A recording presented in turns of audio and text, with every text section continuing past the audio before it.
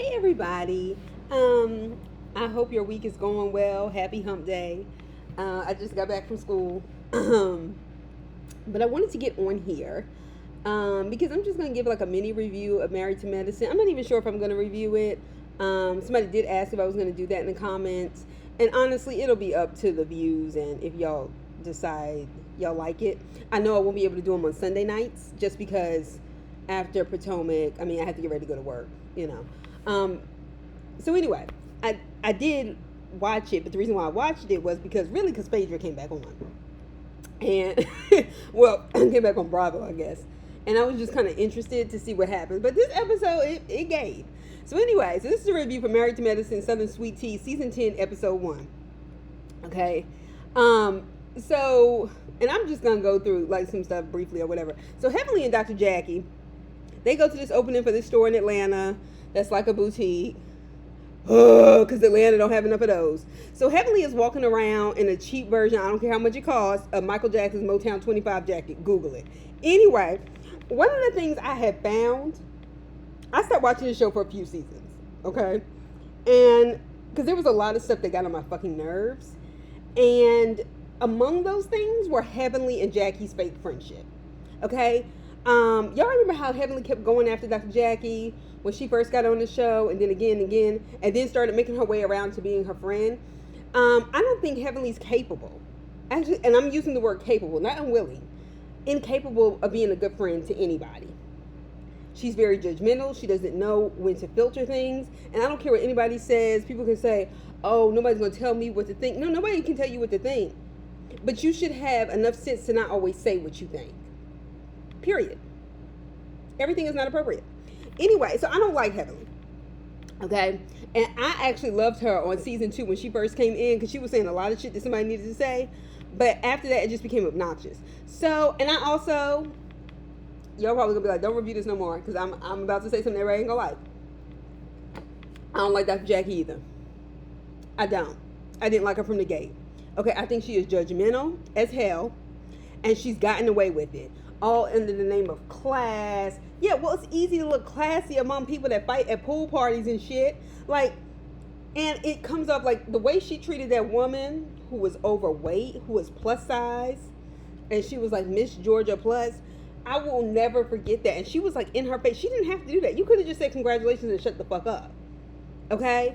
And it just, it rubbed me wrong. I didn't appreciate that. I didn't appreciate her lack of a reference to an adequate and clear source when she talked about, well, one of the issues with breast cancer has been weight gain, but she never said where she got that information from, why she thought that. And she was somebody who experienced breast cancer, which I have a lot of sympathy for. Like I said, my mother is going through her second bout with that, but she never gave us a source for that, and my mother was never big a day in her life. So I'm just saying. So I don't like that Jackie. And this, oh, she's so classy, this and that, and she body shames women. And I know she's gotten better with that on camera, but I'm not here for it. Y'all go to doctors like that who talk to y'all? You are there to help. You are not there to shame me. All right, so Phaedra returns. And we get Phaedra in the cat suit. Phaedra has lost weight, okay? And she looks like she's in shape. Can I just say, though, and this isn't directed necessarily to Phaedra only, because I see this across the board. And I'm saying this as a big girl, okay? So myself. Everybody is not meant to be skinny. Now, I've had to work on losing a lot of weight because I've always struggled with my weight. And I grew up in a family full of skinny people, and I was like the short, round one. I was, and it doesn't always feel good. People, tease you, stuff like that. Nevertheless, I say that because some people continue to still have very round and sometimes very chubby faces despite losing the weight. Now, you can tell when somebody's lost weight in their face, but people who still have that kind of round setup, to me, is also a sign that you're not meant to be as skinny as your body is giving. And there are times when I've seen women and people go through things, don't get me wrong. But I do think, because there are people who have told me, yes, I'm actively trying to lose weight, this, that, and the other. And then you'll literally watch their head kind of like not match their body because they've lost so much weight off their face. And so I just say that to say, as black women should, work on being healthy, but not comparing ourselves to a standard that quite frankly does not exist for women of African descent, or is impossible to reach healthily. All right. Okay. So also, the silent yet continuous running theme I saw on this episode, and I have a feeling, unfortunately, that it'll probably run through the season, was a bunch of women, most of whom are significantly over the age of 40, walking around in these outfits that are giving kind of whorish and at the same time ill-fitting. Like, at least if you're gonna be snatched, I need your outfit to fit. You know what I'm saying? Shall I call the roll? Don't worry, I got you. Phaedra, okay? You wore it better than most on this cast. I gotta give it to you. But that cat suit, showing all of that skin and that blonde wig, does not make me want to take you seriously as a business partner, a businesswoman with a boutique opening. And you really look like Happy Halloween. Next, so Simone, and that outfit, she had her get together at her house. The front was cute, the black shirt, that was cute. But the back was open, and I feel like there was a button or something that Simone didn't properly button, because it was in the back and it kept leaning, or like she bought it a size too big. Like, we're the Real Housewives of Atlanta chicks. I'm talking about the originals, okay? When you need them, okay? Because they could wear most clothes, okay? Toya, your hair in the confessional, honey, is laid. And by and large, lace wear, okay? However, the dress was giving in the confessional. It's loose, not fitting, loose. And it was also giving, I need a push-up bra to work with, so my breasts are where they're supposed to be for this kind of dress, because it just looked like you threw on something that they had in the bag. Bring your own clothes next time. Heavenly may have fashions, but the thing is, she doesn't wear them well. So that's the thing about fashion. You can have expensive things and still look cheap. Catch, okay? I find Heavenly's nose also, while I'm on it, annoying. Like, it looks like it got cut in half. And I don't know if it just looks too short for her face. And I don't like it. And for the way Heavenly talks about other people and nitpicks their looks, their experiences, whatever that's going on in their life, I don't feel sorry for her. It just looks like, what happened? Like, because you couldn't have got a nose job to look like that. I hope not. Anyway, but it just looks, it gives like, like bull or something. I don't know. It gives like the nose Dwight on The Office had. Anyway. So, and I could let it go. Once again, she wasn't a bitch and a hateful person toward people. Picking arguments and trying to create discord, i.e. between Simone and Dr. Jackie, by asking why Simone referred, who is known as Sweet Tea, according to Greg, but we're just going to call her T, to a specialist for fibroids. Note, I'm going to tell you why that argument pissed me off. A good doctor who cares will refer you to someone that can give you the time and care that you need. A specialist focuses on something specifically and only. Okay? So if you are a general OBGYN, like Simone said, like we know Jackie and her kin, they can do surgery. Of course, in an emergency, they're trained that way. But you do a lot of other things, okay? In terms of, the pap smears, so on and so forth, delivering babies, that kind of thing. Whereas a specialist focuses specifically on fibroids and fibroid surgery. And because it affects black women disproportionately more than anybody else, that would make sense. That actually makes me respect Simone. I'll tell you right now, even though I wouldn't go to none of these chicks, I go to Simone before I go to Dr. Jackie. But my point is, why was that your business, Heavenly? And you couldn't be my dentist. Now, I will say, I've never had a bad black dentist. I have to say that, because I can't say that about doctors. But anyway, so we get Heavenly and her daughter.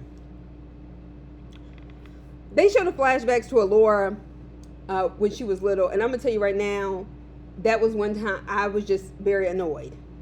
The way she spoke to her mother and the way her mother let her speak to her, I did not think it was cute.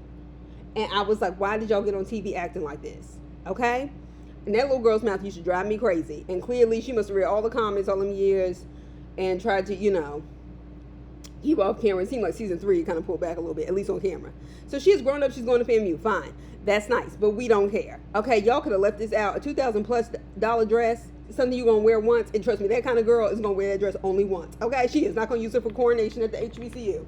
Anyway, yeah, if you know, you know. Okay, so Dr. G and Sweet Tea. All right, let me just start here. I'm trying. I really am, and I know somebody's not gonna believe me. Somebody's gonna be mad and they're gonna be upset, but I really am trying. Okay. Are we going to act like Letitia and Toya don't look just alike? And she go by T, Tisha, one Toya. They look just alike. Like even the gums, when they laugh and talk, like T looks like the before version of something, and Toya looks like the after version of something, and perhaps that's before money, after money, maybe. But we not gonna pretend like they don't look just alike, okay? We not. And then to find out she got a twin, but I'm glad she had like dreads and twists, something we can distinguish her by. Different channel, but you could tell they look a lot alike. So T has an engagement party. She grew up in Texas, and she has a Texas themed party. Now, I'm a firm believer when you get married and engaged, you can do whatever you want to do. And you should be able to do that. And your friends should support you. However, I'm not your friend, Sweet Tea. So, the shit was tacky, okay? As fuck. All right? But it's her engagement party. Do what you do. So we find out that her and Dr. G met by her sliding in his DMs. She said she got tired of all the men in DC. And I was like, what were you doing in DC? What was your job, girl? Well, I'm just saying. So please, Lord, forgive me. And I'm really, when I say I'm trying with this, I really am trying. And I know some people are going to get mad, and that's fine. I don't have to keep reviewing this because I'm not that dedicated to it to where I can go, I'm just going, all right. I'm really not trying to be mean when I say this. I'm not. But doesn't T look a little slow? Like she seems like she's actually slow. Something about her look. You know how like there's always that kind of thing you can tell when something's off about somebody? And I don't mean like Toya's dumb. She's a ditz, right? Doesn't pronounce words correctly. That's Toya. But she's not like mentally slow. And I'm not trying to be mean, but Tisha, she looks slow. She looks slow. And they asked her what is the best part about being engaged. And it took her about 5 seconds, and she said having access to the money. Now, why would you admit that out loud? I don't know. Now, do I think Toya is in a position to judge? No, ma'am, I do not. Okay? Because we all know you full of shit too. Okay? So Dr. G, this is getting back to it. As a psychiatrist, cannot possibly have missed this aspect of who she is. And a psychiatrist, of course, prescribes medicine, and as a psychoanalyst, psychotherapist, they help you really deal with what's causing the need for medication a lot of times. Sometimes it's chemical, but by and large. But as a psychiatrist, having that kind of training, there's no way he missed this aspect of who she is. He wants a woman to do what he says and have kids. And he found one because she wants the money. Now, when Heavenly said, no, I don't think Tisha's a gold digger. Quad was a gold digger. T is digging for copper. She'll take anything. She's not used to go. I said, baby, when I tell you I could not stop myself from laughing and I was watching this shit on the treadmill, I thought I would die. That shit got me. I was not ready. One for Heavenly. Okay. And so, see, this is why I don't know if I can review this show, because the stuff that will come out of my mouth might be lethal. And I say that because looking at her, I feel like somebody like Greg knows she may be slow, but he's okay with it. Like, I mean, and I really do mean like tested slow. I'm not trying to be mean. And Married to Medicine chicks, y'all fucked up that girl's engagement party, okay? In addition to Heavenly's crazy ass yelling at Simone about something that had nothing to fucking do with Heavenly. Heavenly is a goddamn dentist, bitch. Why are you all up in it? And T was just trying to thank Simone. And if you're new to the city and your soon-to-be husband is going to be a doctor and that kind of thing, like, you do try to make nice with people, okay? And she was just simply thinking. There was nothing classless about that. She was just being polite. I think she was just having a polite conversation, okay? She was trying her best, all right? Then, yo tacky ass bringing up Quad Heavenly asking Phaedra if she ever slept with Greg in front of that girl was just messy. It was messy, it was rude, and honestly, it's mean.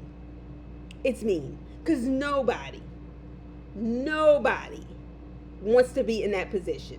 And I don't give a good goddamn what y'all tell me about Heavenly and oh yeah, she's with Damon, this, that, and the other, and she's so big on marriage. And let me tell you something. Anybody who goes that hard constantly talking about marriage instead of just being in their marriage and you just kind of admire somebody from afar, see, that's different.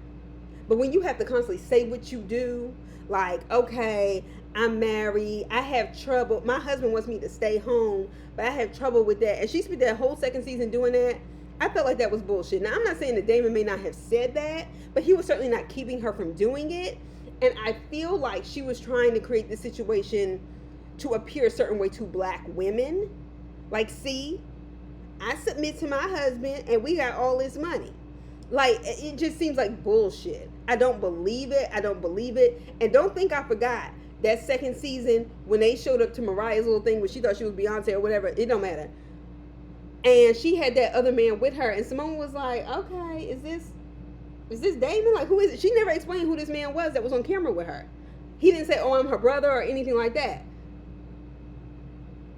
But some of y'all, y'all ignore that shit. But anyway, so granted, Quad and Greg have been divorced for years. And that marriage was over when it started. I'm going to tell you right now, forget not loving Greg. I did not feel like Quad liked Greg. Like, I didn't feel like she liked him as a person. It wasn't even believable. Even though I don't see it for Greg, at least this girl acts like when she kisses him, even if she's acting, it doesn't appear like as much of an act. When she kisses him, she's kissing him because she wants to. Like, Quad just never gave that to me. All right, so honestly, Greg has a pattern. Okay, he found Quad and T, both women who were looking for a come up. They were both 30 to 31. They were very young, certainly in regards to him.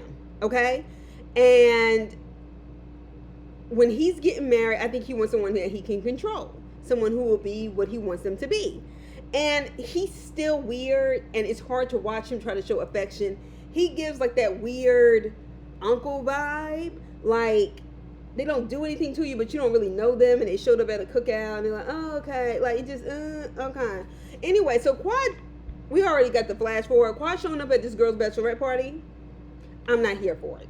Okay, especially since you were on the internet talking about how it was disrespectful to have Dr. G brought back on this show with his new wife. Okay, and she's currently married, or I mean, she eventually gets married, we know that, and is engaged to Medicine. Quad, you're the oddball out, man. Showing up, it's not a sign of maturity showing up to somebody's bachelorette party uninvited. Let's go ahead and address that. That's number one. Number two, you look desperate to be on TV and for a check. Okay, and if you thought that was disrespectful to you, why engage with it? Don't you claim to be an actress and all these other things? Right, okay. And to show up on TV uninvited to your ex-husband's fiance's bachelorette party is not cute. And it can't be comfortable. So you had to show up to be a bitch. And like I said, I'm just... it's giving I need scenes, it's giving I need to check, and we'll take it at any cost, okay? We all need to check, we all have to work, but some of y'all want to do this for a damn living, and for that, we go in on you. Anyways, that's all I got to say about that. Y'all let me know what y'all think in the comments. I'll talk to y'all soon. Have a great rest of your week. Bye.